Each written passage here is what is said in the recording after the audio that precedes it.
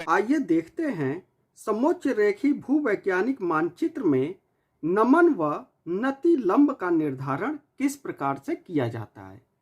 तो प्रश्न कुछ इस प्रकार से है। यहाँ पर एक शैल संस्तर दिखाया गया है जिसमें इस प्रकार से ये शेड दिया गया है जिसमें बिंदु बने हुए हैं और यहाँ पर इनके समोच्च रेखी मानचित्र बनाया गया है और इस शैल संस्तर से निचले संस्तरण तल का नमन कोण ज्ञात करना है। तो चलिए देखते हैं ये किस प्रकार से होगा। सबसे पहले यहाँ पर जो समोच्च रेखा बनाई गई है, देखिए यहाँ पर 400 मीटर की है, ये 500 मीटर की है, ये 600 मीटर की समोच्च रेखा खींची गई है। यहाँ पर उत्तर की लोकेशन भी दिखाई गई है। सबसे पहले ये करना है, इस संस्तरण तल पर 400 मीटर की समोच्च रेखा खींची गई है। यहाँ पर हमें एक नतिलंब रेखा खींचनी है जो इस पॉइंट से इस पॉइंट के बीच में होगी। तो चलिए वह नतिलंब रेखा हम खींच लेते हैं।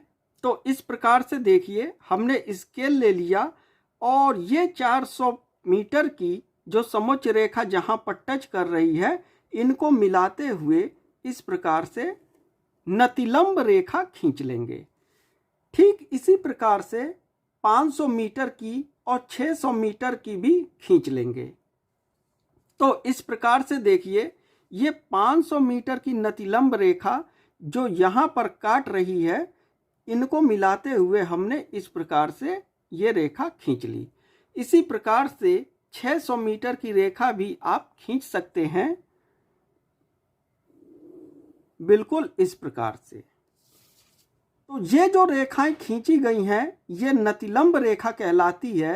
अब हमें नमन कोण ज्ञात करना है। नमन कोण ज्ञात करने के लिए जो 400 मीटर पर नतिलंब रेखा खींची गई है, उस पर हम एक लंब डालेंगे जो 500 मीटर की नतिलंब रेखा पर जाएगी। तो इस प्रकार से देखिए हमने इस प्रकार से स्केल रख लिया और एक सीधी रेखा इस प्रकार से खींच लेंगे। तो ये देखिए ये लंब हमने इस पर खींच लिया है।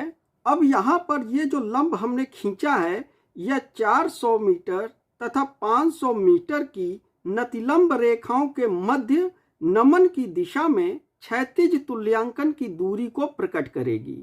यहाँ पर हम मानचित्र में देखते हैं ये 500 मीटर की समोच्च रेखा है और ये 400 मीटर की समोच्च रेखा है।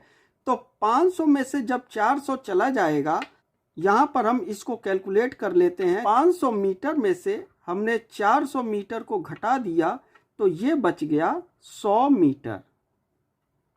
अब हमें यहाँ पर एक स्केल की जरूरत पड़ेगी।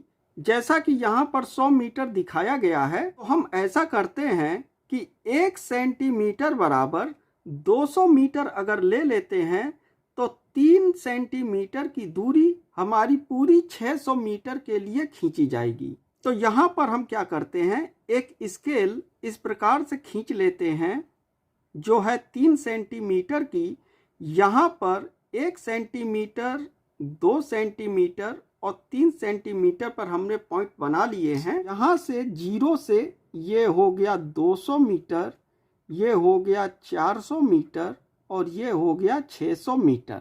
अब हमें काम ये करना है कि हमें नमन कोण ज्ञात करने के लिए ये जो लंब खींचा गया है, इसी के बराबर एक सीधी लाइन खींच लेनी है। तो चलिए देखते हैं ये कितना है। तो ये लगभग 2 सेंटीमीटर के बराबर आता है। तो हम क्या करेंगे, यहाँ पर एक 2 सेंटीमीटर की रेखा इस प्रकार से खींच लेंगे।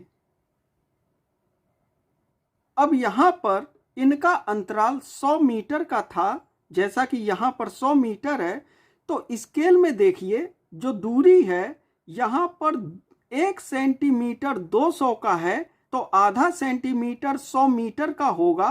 तो हमें क्या करना है, 100 मीटर के लिए हमें आधा सेंटीमीटर यहाँ पर नीचे की ओर लंब इस पर गिरा लेना है।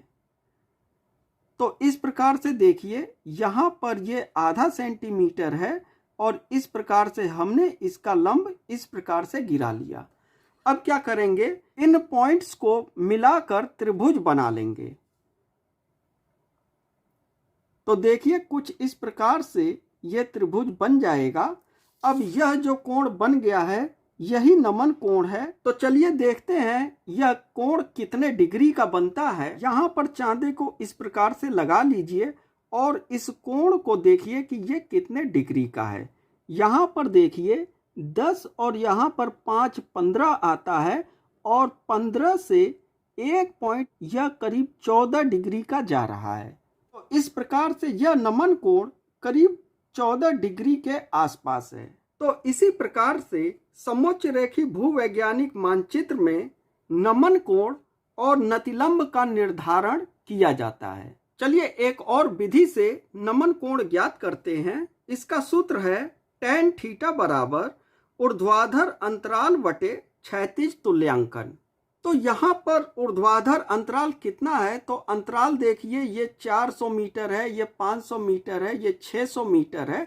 तो 100 का अंतराल दिया गया है, तो यहाँ पर हम 100 लिख लेंगे और यहाँ पर क्षैतिज तुल्यांकन का मान 400 मीटर दिया गया है। तो ये 400 मीटर है, 500 मीटर के लिए अलग बनाएंगे, 600 मीटर के लिए अलग बनाएंगे।